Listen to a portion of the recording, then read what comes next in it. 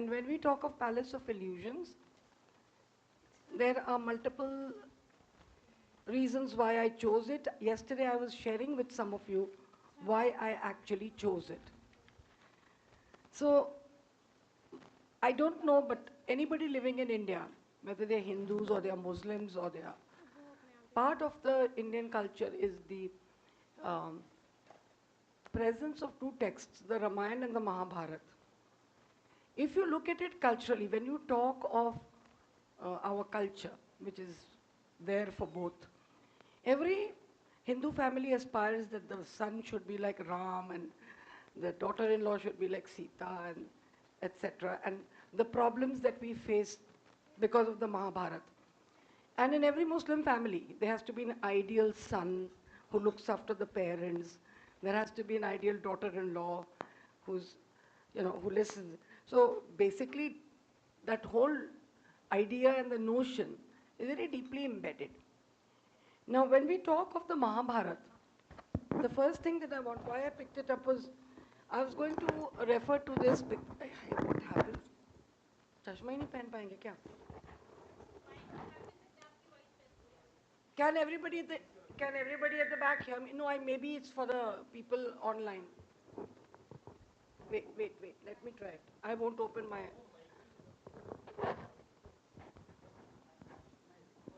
Never mind. I'm okay. I'll settle. Just give me half a minute. Okay. So, I may not look very pretty, but it's okay. I am very pretty, I know. I'd like to look it also.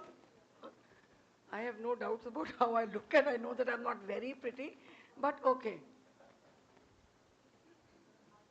Level 2. Yeah, that's true.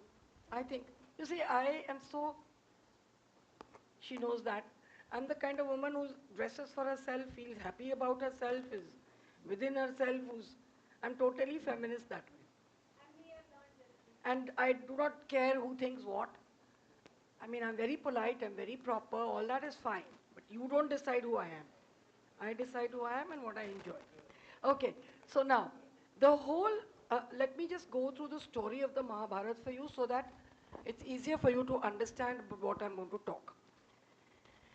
The original text of the Mahabharata was, okay, before this I want to tell you why did Chitra Banerjee Devakaruni decide to talk about Draupadi. In the book itself, in the beginning she says that when she used to read the Mahabharata, she was very, very upset with the way Draupadi gets treated. And throughout her reading, she continues to say that I saw Mahabharata as being full of some powerful women characters. Kunti, I forget her name. Kya ho gaya humko? Anyway, the Draupadi nahi, Gandhari. So there was Kunti and there was Gandhari, both strong women who were influencing. So Kunti's husband, King Pandu, could not have children. He was the ruler because he had been in some kind of space where he was. क्या श्राप देते हैं ना? उनको श्राप था that he can't have children. So Kunti took the step of talking to the gods or appeasing the gods, and then she chose her 5 children with 5 different strengths, right? And they become the Pandavas. And the other brother was blind. And his wife decided that she would cover her eyes and remain blind with him. Right? She took that decision. And a lot of decisions that the two of them, the couples would take, was also strongly pushed, the agendas were strongly pushed by the 2 women. So these were 2 women who were also there trying to push forward patriarchal norms. Not that they weren't, they were. And then there comes this poor Draupadi. And we'll come to Draupadi. And so when Chitra Banerjee Devakaruni, who says that the Mahabharata has such a strong message to give about power, about the politics of it all, about,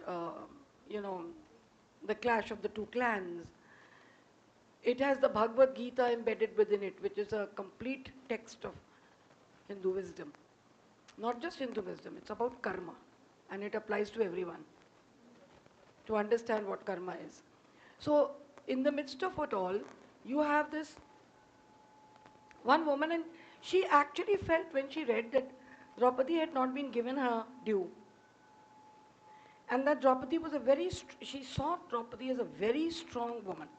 A woman with a mind of her own, intelligent, very powerful, and pushing everything through the way she wanted it. And therefore, she decided to write this book called The Palace of Illusions. Now, the original Mahabharata comes from a text called Jaya, Jaya. Jaya signifies specifically spiritual victory. It's the original title of the Indian epic, the Mahabharata, and it was written by the sage Vyas, right? And later this text was renamed Vijaya, and subsequently it was named Bharat, and then it was named Mahabharata. That's how the Mahabharata moved. Now there is a reference to Draupadi as Panchali.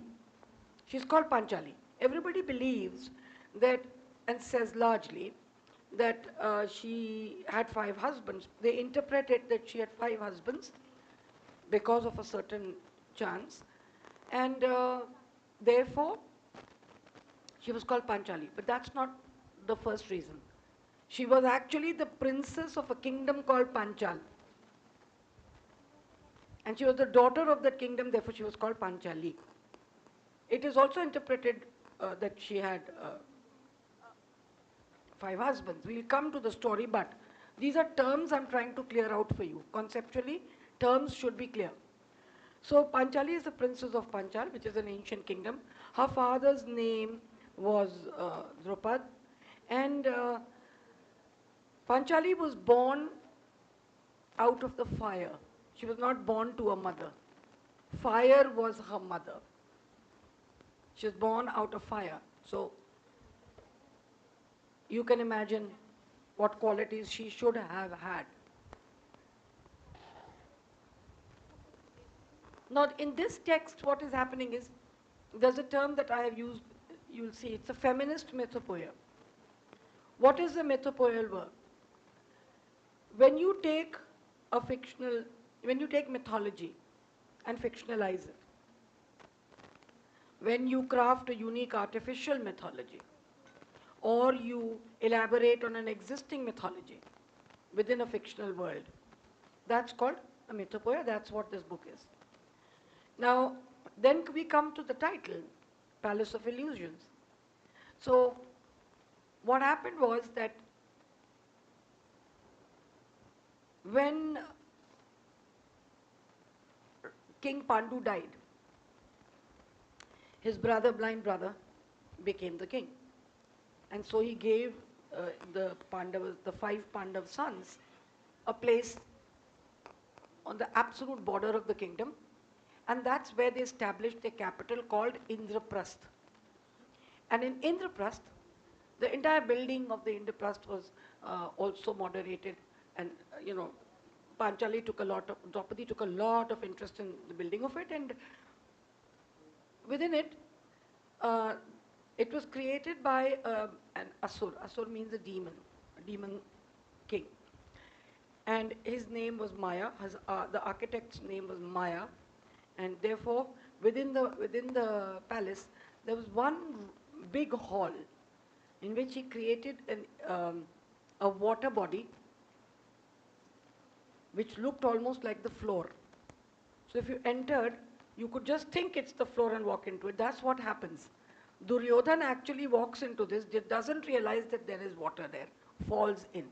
And she had presumably laughed when she saw that. That's why Duryodhan, the Kaurava's eldest son, decided to disrobe her in public because he felt insulted that Draupadi had laughed.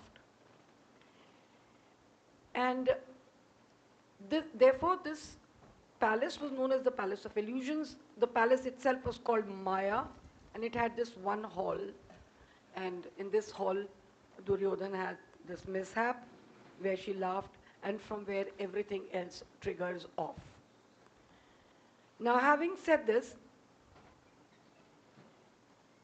we look at it as a story in which we are exploring the life of Draupadi, right? Her miraculous birth. Then you have the complex relationships she has with not one, 5 husbands. Her friendship with Krishna, who's a divine person or a presence. Her struggles against societal expectations. All of that is there. And the novel delves into themes of, you know, power, identity, gender roles. It highlights Panchali's resilience, her defiance. And once she is taken to the court and they try to disrobe her, she leaves her hair open and she tells her husbands that I will not tie my hair or comb it till the day that you take revenge. Irrespective of everything, she is not willing to compromise, even though the two families will fight and everything will end. She is not willing to compromise. She said, I was disrobed. Number one, she was against. You see, there was a game of dice played between the Kauravas and the Pandavas. And her husband lost her. She was against it. She protested, but he did. She never forgave him for that, but take your revenge.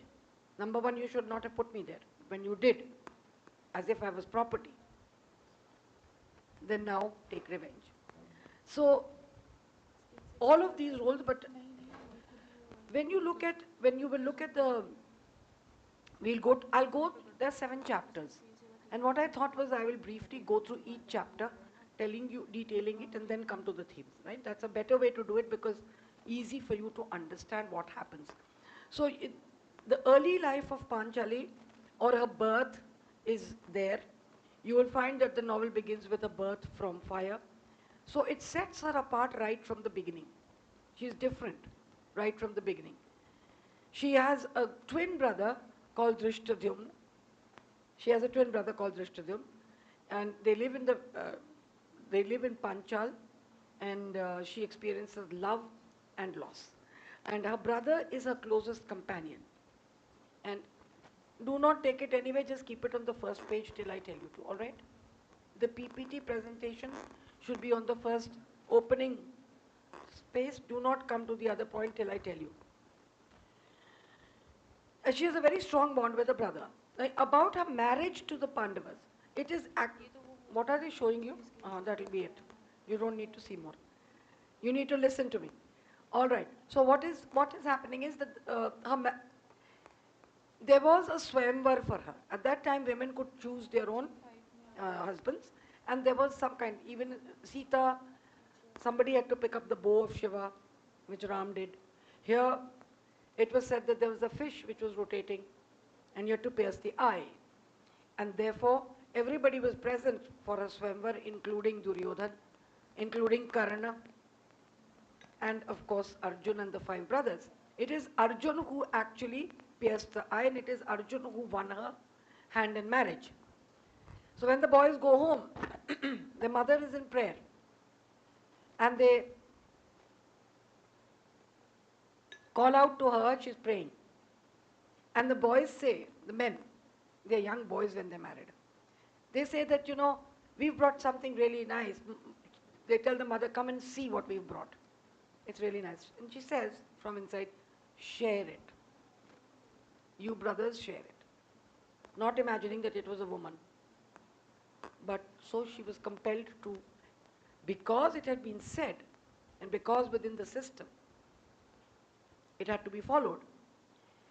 So her marriage basically takes a dramatic turn when Arjun wins her in the swayamvar, and she's married to all the 5 Pandav brothers. And now this is a very unique marital arrangement. Very difficult for the woman to accept, because she actually liked Arjuna more than the others, but now she has to deal with 5 men. Now, The book also deals with what is important for her, how to manage these 5 men. Because she has been forced, number one. Number two, she has to navigate the complexities of having to, deal with the uniqueness of each husband. They have different personalities. They have different dynamics. What kind of skills would she have required as a woman to be able to make sure that she is with all 5 men and that she can control all 5 men, because she actually eventually does. All of them remain devoted to her, but she does. So then, her happy life in her father's house, she now comes to Hastinapur, and in Hastinapur, she experiences the grandeur of court life, and at the same time, the simmering tension between the Pandavas and the Kauravas, the two groups of brothers. She witnesses political machinations. She witnesses power struggles. And she comes to a situation where ultimately there is war. There is the gambling match. There is the disrobing of her. That's a very pivotal moment in the story, the infamous gambling match, where the Pandavas lose everything. They lose Indraprasth, they lose their kingdom, they are banished, they lose her to the Kauravas. And then the Kauravas publicly humiliate them and attempt to disrobe her, and then they are banished. So there are sparks of outrage, and those sparks of outrage fuel revenge. But they are sent into the jungles. Now that's another whole, when I come to the chapter reading, then I will discuss how difficult it was. What skills of her as a woman do you see there? Does she just live in the jungle doing nothing like Sita did? No. She's very involved and a lot of things are happening. So then comes the Kurukshetra war. And the novel culminates in the epic war of the Mahabharata. It's a devastating conflict. The Pandavas and the Kauravas. You know all the story. Do you know how Krishna? The Pandavas' mother Kunti was related to Krishna. Krishna was the Yadava king. So when both the parties, the Kauravas and the Pandavas, went to Krishna to ask him that, will you fight from our side? So he was sleeping. And Duryodhan came and sat near his head. And the Pandavas sat near his feet. So when he opened his eyes, the first people he saw was them. And he says, yes, why are you here? And they said, we want you to be with us. And he said, all right, because he's promised them, so he couldn't say yes anything to Duryodhan. So at the feet of the Lord, you get his presence. You sit near his head, you think you're equal to him, you miss your opportunity. So the Pandavas eventually get victory, and that's how the story goes. But if you look at I'm just giving you a broad outline, then I'm going to detail for you. If you look at the symbolisms in the novel, if you look at the kind of themes that are being explored in the novel, power and identity is a very important theme, extremely important.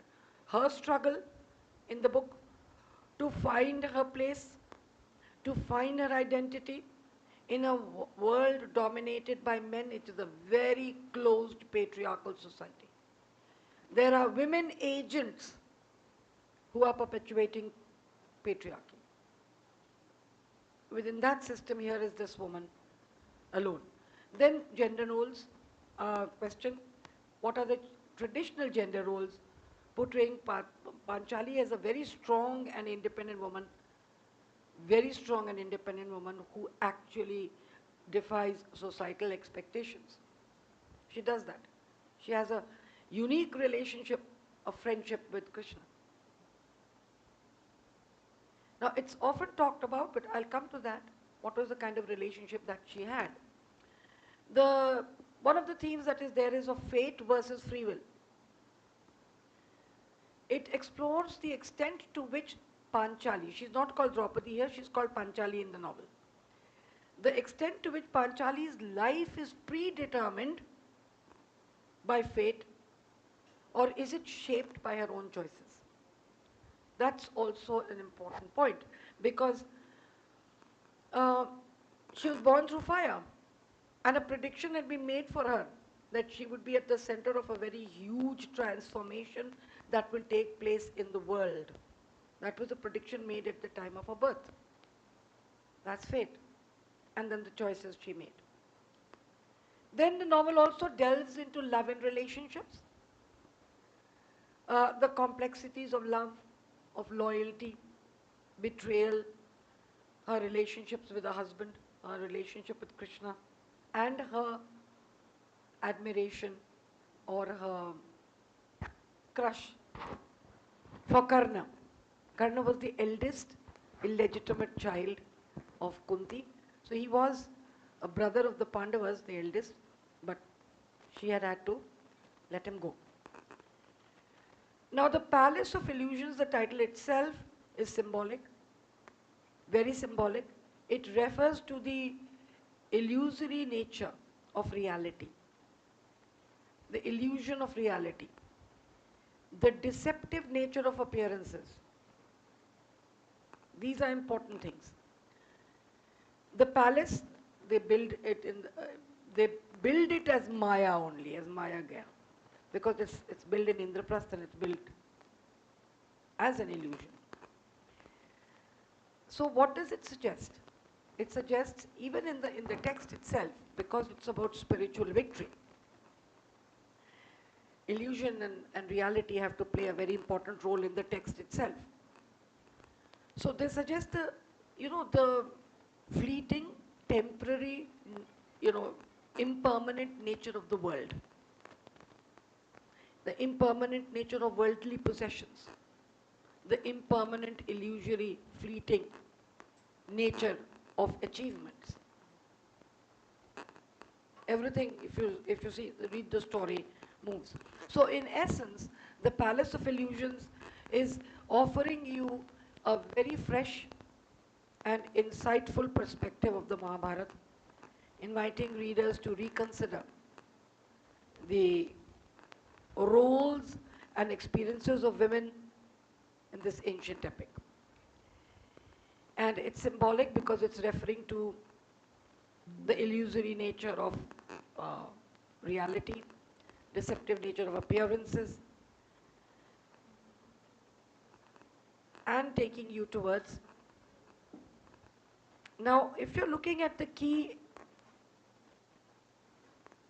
aspects of the novel, the first is Draupadi's perspective.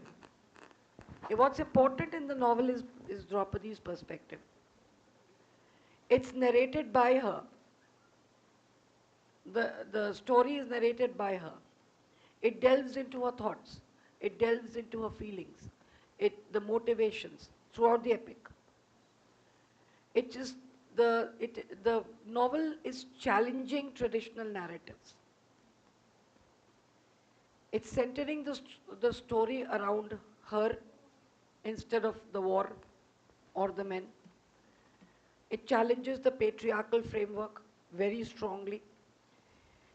It highlights the agency and resilience of women. We don't read it like that. When you read it, you're generally reading it as, this great epic for this. You're not looking at the women characters and having an insight into how resilient and what agency they had. She could do what she wanted to do in a way. So the themes explored in the novel are feminist when you're looking at them, because it deals with women's struggles, it deals with identity of women, it deals with the impact of male dominance on women, it talks about a society where women's rights and freedom were already limited, but well within that limitation, how did women and strong women stand out? Why was Panchali so important? How did she turn the tide? So there is a reimagining of key events. The novel interprets major events from the Mahabharata, such as her marriage, the brothers, the dice game, the war, and the outcome of the war. Friendship with Krishna is a very important aspect of the novel also, because it explores her complex, and it was a very intimate relationship with Krishna, a divine figure in the epic. And here I would like to give you a take. You know, if you look at the text and you look at the interpretation that there is available in through multiple sources, Krishna used to call her Sakhi, and she used to call him Sakha, right? So, Draupadi, by virtue of being the daughter-in-law of his Bua's sons, she was related to him also. And he's a divine presence. Now, the beautiful relationship between Krishna and Draupadi is a relationship between a man and a woman, which has nothing to do with their being man or woman. They are like two equals. She could ask him anything. She could accuse him of anything. And at one point, it has been said that she asked him once that when I was being disrobed, why did you not come and save me? Why did you wait for me to call? And he turned to her and said, I am your friend. मैं तुम्हारा सखा हूँ. You called out to your family first. You called out to your grandfather-in-law, and you called out to all the elders, Vidur and everybody else. When they failed, you called out to your husbands. When they failed, then, and you had no resort, you turned to me and you said, Meri madad kar. It is only when you've called that I have come. Now think of it. When men and women share friendships, true friends stand by you, but only respond to you when you call. They don't butt into your business. See, the boundaries of friendship. How beautifully, and today when I have a lot of friends who are males and who are very important people in my life, they're friends. And people ask me, "Humne ka Mahabharat padho, Sakha Sakhi ka concept padho." There are men who are in your life who intellectually are your equals, whom you can talk to, you can share your ideas with them, you can share emotions, but the lines are drawn. The lines are clearly drawn. So all relationships have these borders. You realize what a Sakhi and a Sakha mean.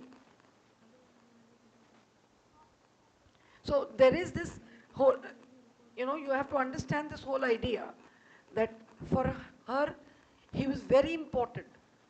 He was the anchor. When there was nobody, she called out to him. And when she called out to him, the divine in him came up, and while her sari was being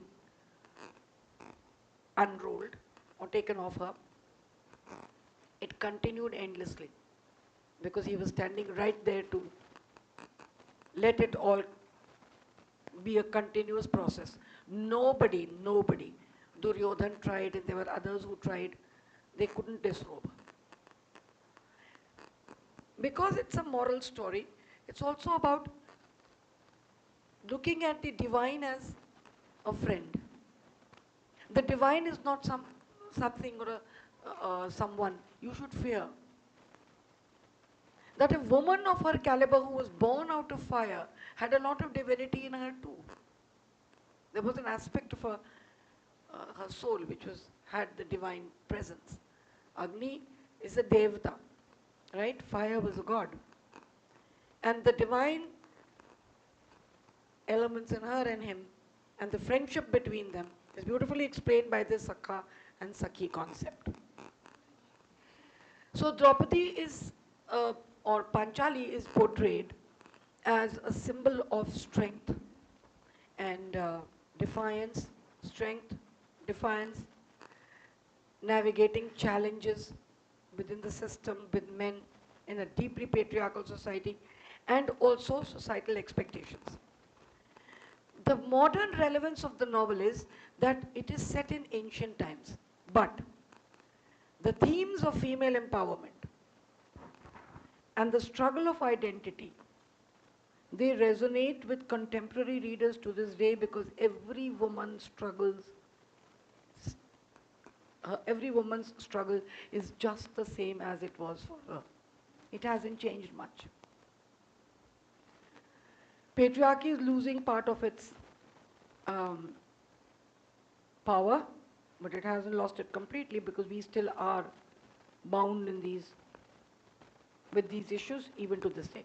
So in essence, the Palace of Illusions is a powerful and very nuanced exploration of the Mahabharata, offering us a fresh perspective on the epic, its female characters, especially Draupadi. Having said that, I think what I'm going to do is to take you chapter by chapter, give you an analysis. I think that is the best way to do it. Because when you do it like that, then even if you haven't read the text, it will work. Let me get my chapters open.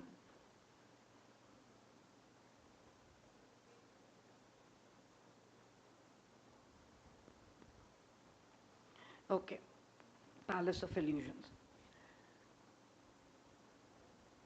So now, if to talk to you a little bit about the book, you do realize that the book has been set in a world of mythic grandeur.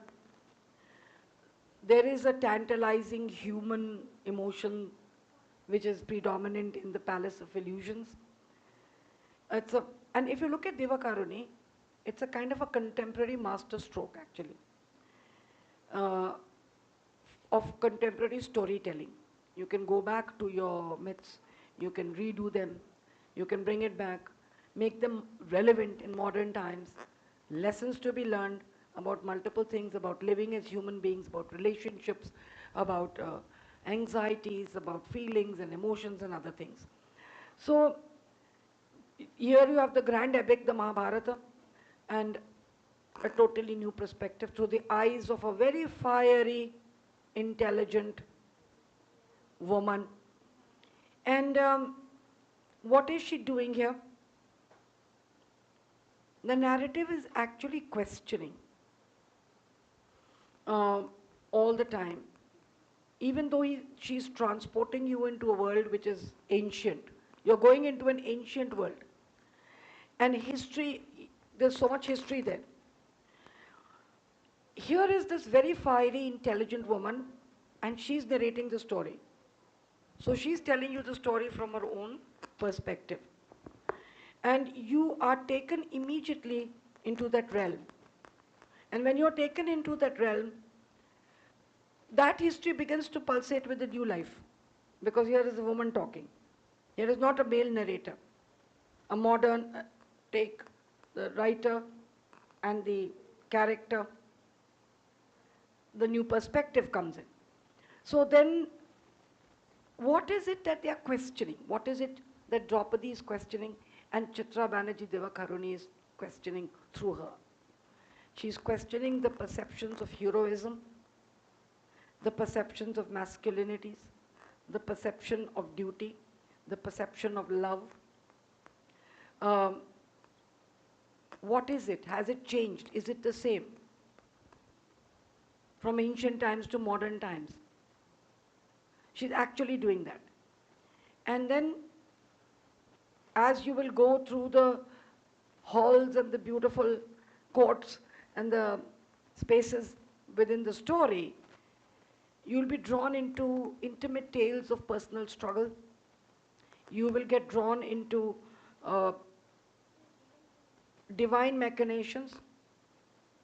You will be drawn into political intrigues. You will be drawn into epic battles. All of that will come. But all of it viewed from her eyes. So when you read the book, you will be immersing yourself into some kind of a very spellbinding retelling of the story, which not only reclaims a lost voice in the annals of time, but also resonates with universal themes. And it will leave you thinking about the essence of power and identity as a woman.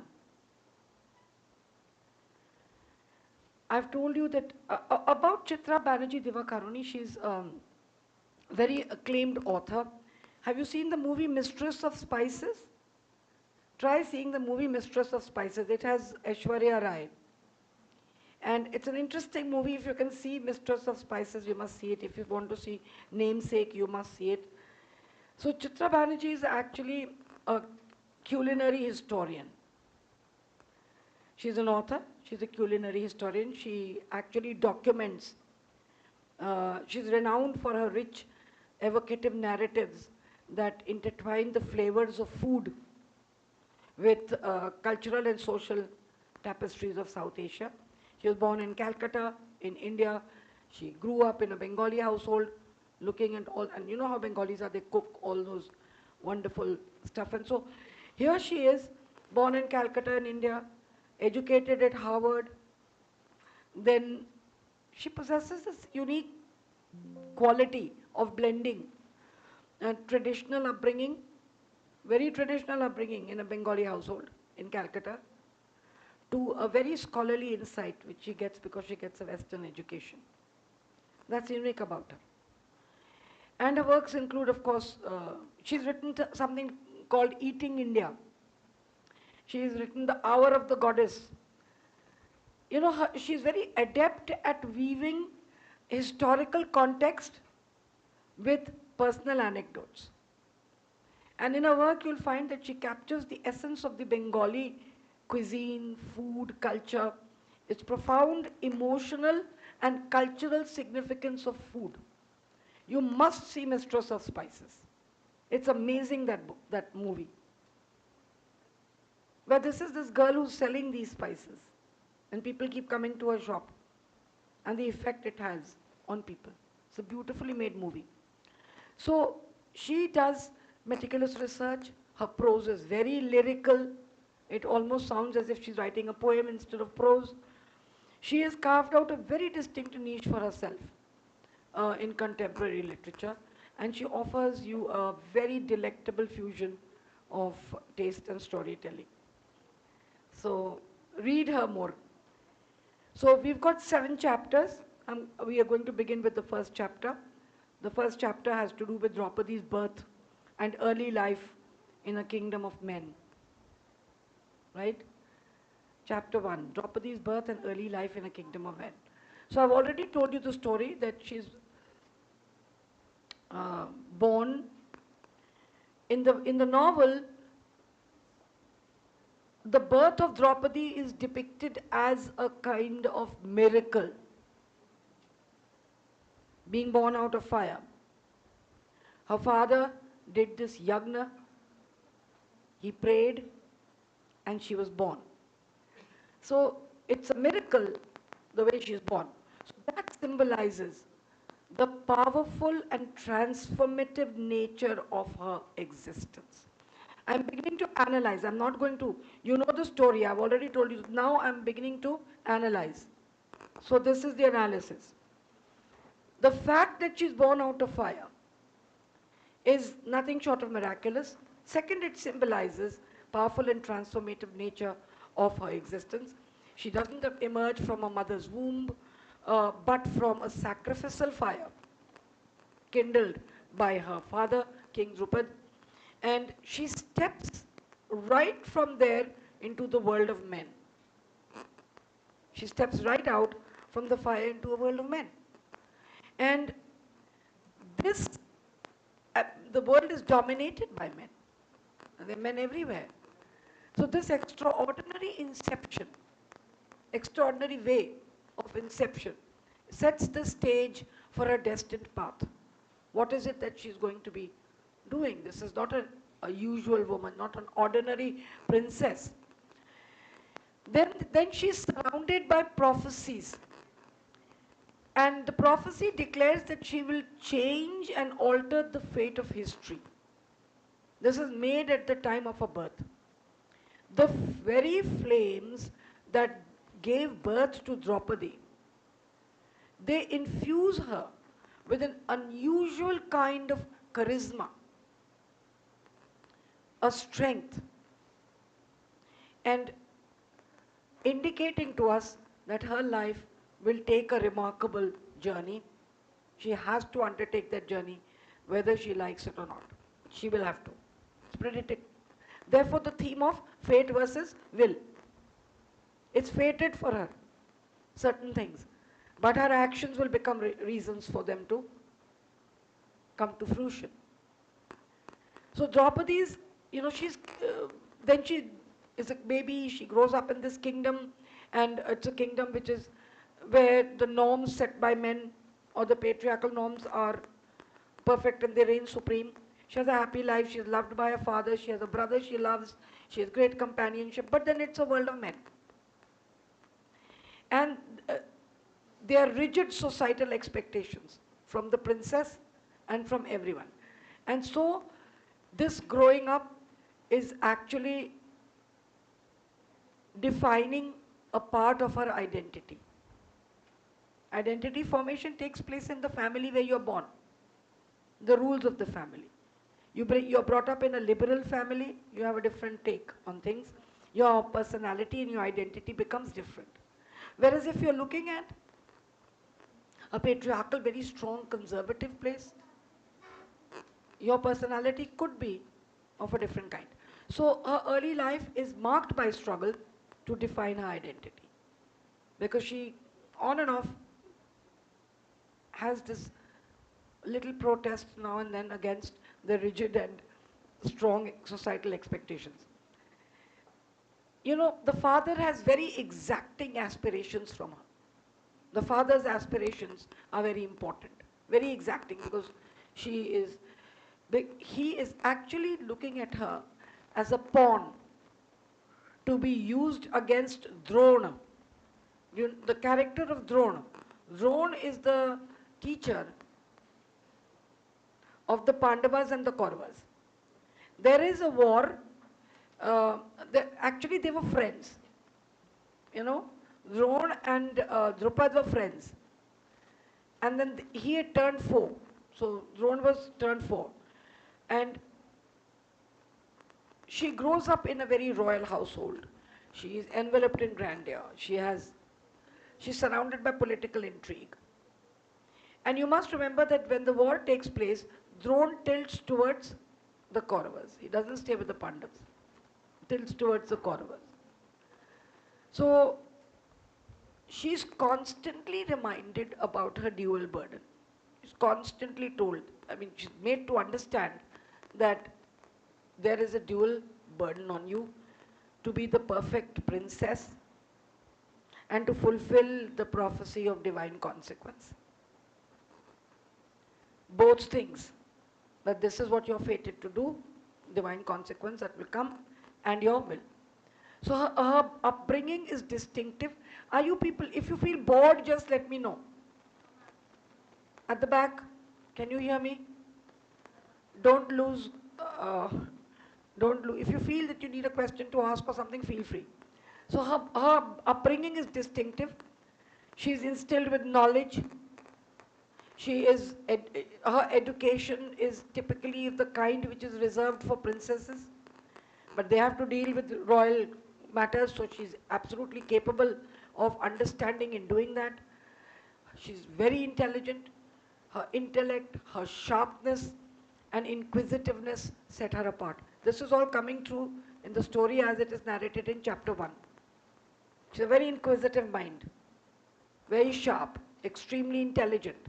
What I'm doing now for you is not telling you the story. I've told you the story. I'm interpreting the story as it is narrated in chapter 1. She's very inquisitive, and that sets her apart. She's a princess, she knows, and she's getting educated, but she's always seeking to, look at a different level. And it is positioning her, this aspect of her is gradually positioning her as a very enigmatic figure among the traditionalists who doubt women's capability for leadership, right? And valor. Here is a father who doesn't see her as being capable, but as a person, when she's narrating, her own inquisitiveness, her own intelligence, her own sharpness, her own strength, her own understanding of what is happening around her is there. It is established in chapter 1 that she has it all. But then she is existing within the framework of that one uh, patriarchal system where her father doesn't see those qualities and nobody sees it.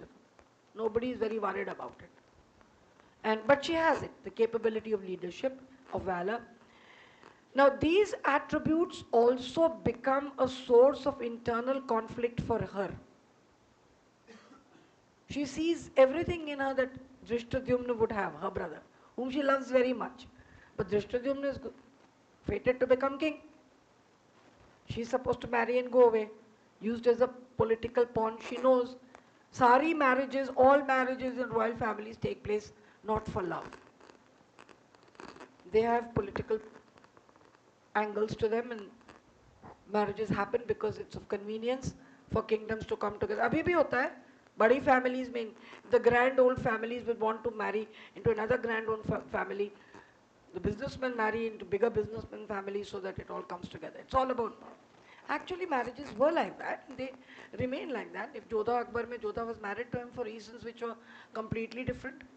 The only political marriages, girls when they come along, they are meant to, in the patriarchal system, enhance the status of the father.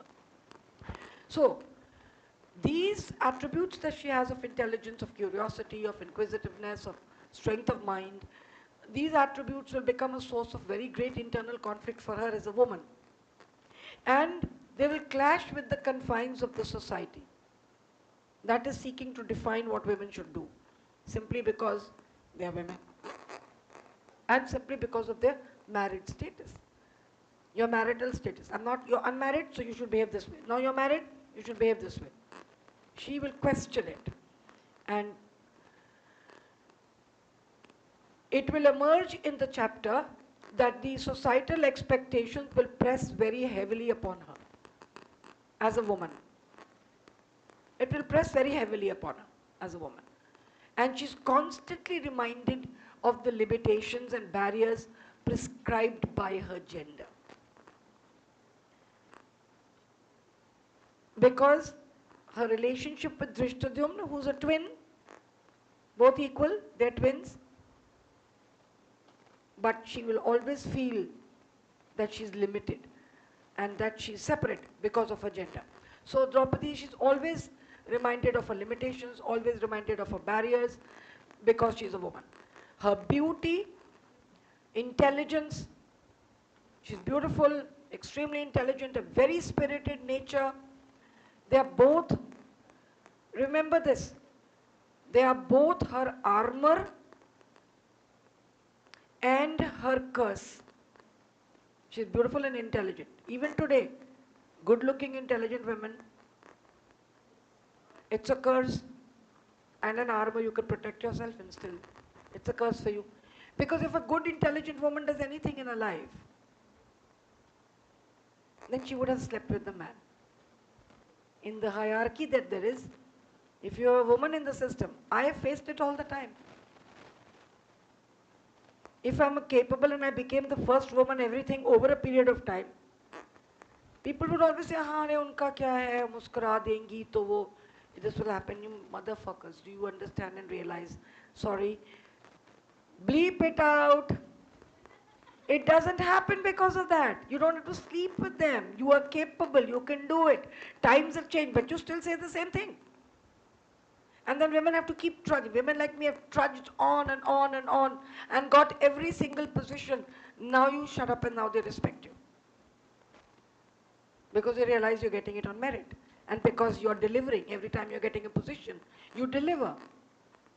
And when you deliver, they have to accept it. Then they stop saying it. Right? But to this day, it happens. It is not something that has changed. You go into a corporate sector, if your boss is good to you and you're pretty looking, you have to be really ugly and unnoticeable and insignificant and not well dressed and unpresentable for them to say, oh, she's a very nice worker. She's a very good worker. She can't be beautiful and intelligent together. If she is, you feel exactly what she's writing here for Draupadi is exactly what is happening with all of us. It's still happening. That within that framework, it is her intelligence and her beauty, which will both be her armor. Armor because she can protect herself because of her intelligence. And it can also be, beauty can be the curse. A beautiful woman being intelligent is the most lethal weapon. But largely hota nahi, the beautiful ones are not very intelligent.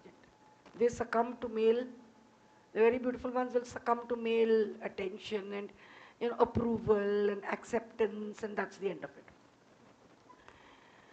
So, her beauty, intelligence, or spirited nature are all, as I said to you, both a boon and a bane. But in the world which is looking at the subservience of women all the time, that's what it is. Even today, let's be honest. Subservience of women is of prime importance. And don't say that it is not of importance in foreign societies, very much so. America doesn't give you a woman president to this day, and probably will not in our lifetimes. It's always be the WASP, the white Anglo-Saxon person who's sitting in the middle. They were willing to give it to an Obama because he was a male,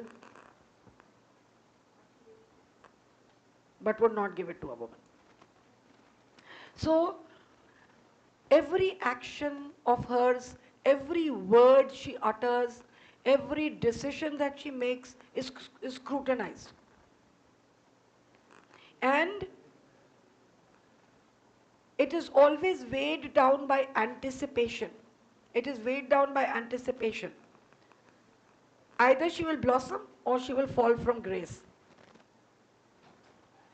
Let me tell you a story here of a personal nature, relating it to a personal experience. क्या भैया पढ़ाते पढ़ाते समोसे कैसे खाएंगे?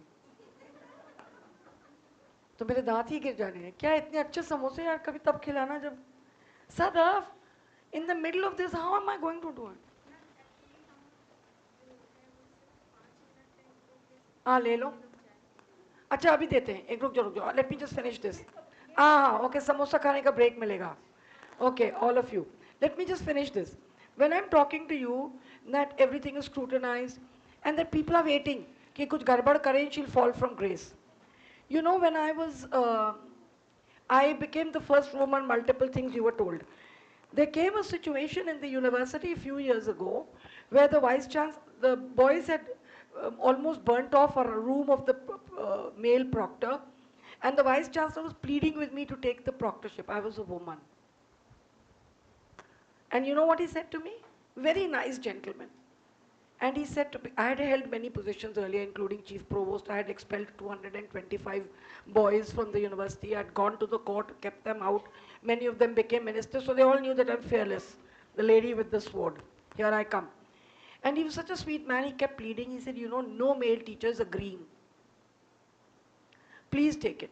50% of the bad boys will run away because it's you, because of your name. And the other 50 you can manage. And he pleaded and pleaded and pleaded. And his wife kept saying, please help, it's for the university. So I said, okay. Now when I was taking this decision of whether I'm going to be the first woman proctor, I've got this whole lot of boys, what kind of a leadership will it be? I was thinking about it. And I'm sharing this with you because it's very important. You'll face this in your life sometime. And then I thought to myself, who's going to stand by my side and help? And I said to myself, can you handle this alone with no male or female standing with you? Can you, Nishi, can you do this? And then it came to me, because I've been reading feminist literature and thought for years, take it up only if you can do it alone. Don't expect anybody else to be standing. And then I thought about it, and I thought about the strategy, how I would go about it, and then I said yes, and I did it. Right? But, now look, the minute I took that decision, everybody is watching you and waiting for you to fall. Kuch garbad kare, and then the men will say, see, he made a woman, this is what has happened. Now,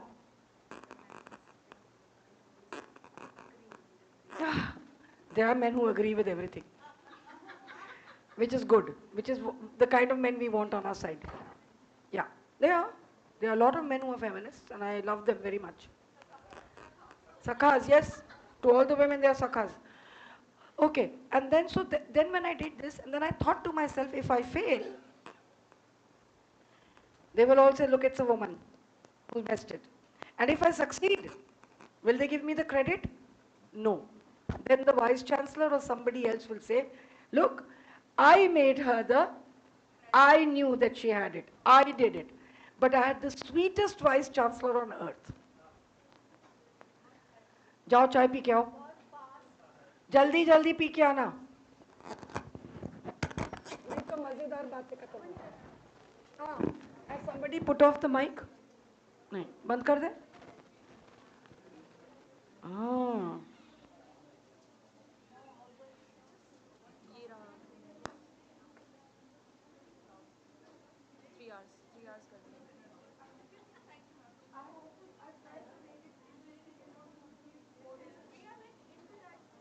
तो battery वाला है ना ठीक है save हो गया ना ये खुद ही